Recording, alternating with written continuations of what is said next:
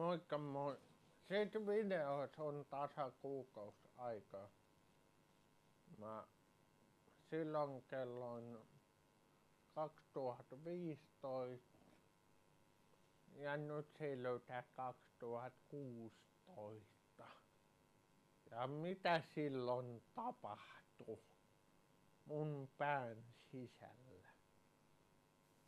Elikkä mulla oli semmonen, että tän nimi voisi olla tapahtuma. Sitten mä aloin miettiä, että teenkö tapahtuma, ja sit mulla oli semmonen, että kutina, että ehkä mä lähden toteuttaa tätä. Sitten mä olin vaan silleen, että joopa joo, tää on, että ei mulla ollut yhtään rahaa tähän ja näin päin pois. Että niin, että mulla oli silleen, että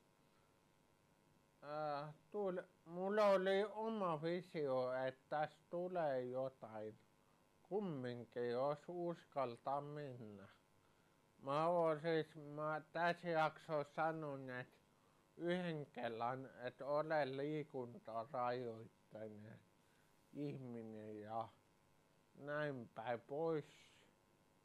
Tässä, että mä halusin, että tavalliset ja vammaiset kuuluu yhteen. Taide kuuluu kaikille. Sitten mä olin silleen, että meni 2016. Sitten mä aloin haaveilemaan, että ketä vois lähteä tähän mukaan. Sitten mulla oli visio, että lähtisikö Vantaa kaupunki.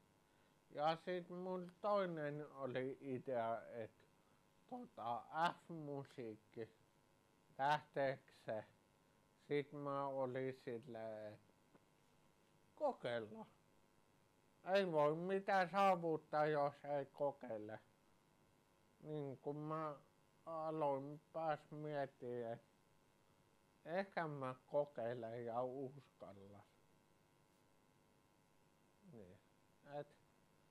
Tää on niinku aika fiksu juttu, että mä silloin olin niinku miettinyt jo tätä tosissaan, että mä lähden toteuttaa tätä juttua, ja sit mä